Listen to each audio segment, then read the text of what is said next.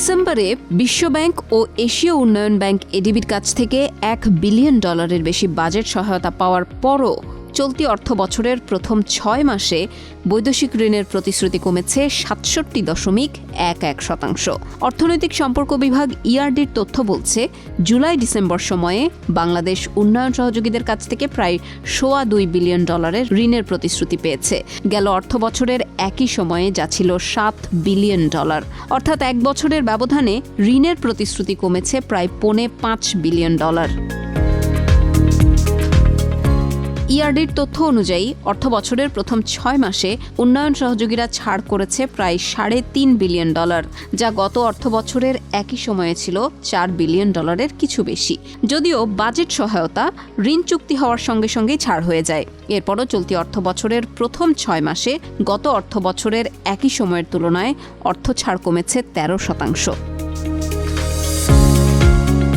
ইআরডির কর্মকর্তারা জানান, অন্তর্বর্তীকালীন সরকার ক্ষমতায় আসার পরে বৈদেশিক অর্থায়নের প্রকল্পগুলো নিয়ে সতর্কভাবে এগোচ্ছে। পাইপলাইনে থাকা প্রকল্পগুলো নতুন করে পর্যালোচনা করছে। একই সঙ্গে প্রকল্পের গুরুত্ব ও অগ্রাধিকার বিবেচনায় নিয়ে ঋণ প্রক্রিয়াকরণের কাজও করছে। এই কারণে উন্নয়ন সহযোগীদের সঙ্গে নতুন প্রকল্পে চুক্তি হচ্ছে ধীর গতিতে।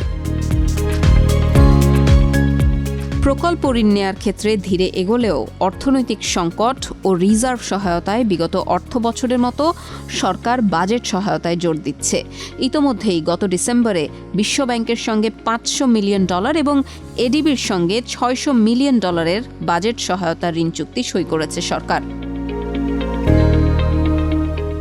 ঢাকা বিশ্ববিদ্যালয়ের অর্থনীতি বিভাগের অধ্যাপক ও সানেমের নির্বাহী পরিচালক ড. সেলিম রায়হান বলেন, জুলাই-আগস্টের পট পরিবর্তন বৈদেশিক ঋণ প্রতিশ্রুতি কমানোর ক্ষেত্রে বড় ভূমিকা রেখেছে। কেননা নতুন প্রকল্প নেয়ার ক্ষেত্রে সরকার এখন যথেষ্ট সতর্ক। তিনি বলেন, প্রতিশ্রুতি ও অর্থ ছাড় কমলেও উদ্বেগের বিষয় হল অতীতে নেয়া ঋণ পরিশোধের চাপ বাড়ছে।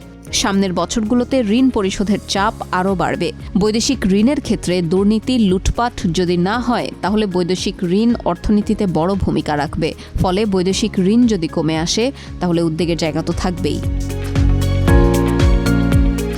এদিকে উন্নয়ন সহযোগীদের প্রতিশ্রুতি ও অর্থ ছাড় কমলেও আগের নেয়া ঋণের কারণে বৈদেশিক ঋণ পরিশোধ ক্রমান্বয়ে বাড়ছে। অর্থ বছরের প্রথম 6 মাসে বিভিন্ন ঋণের সুদ ও আসল মিলিয়ে ঋণ পরিশোধের পরিমাণ 26.4% বেড়েছে।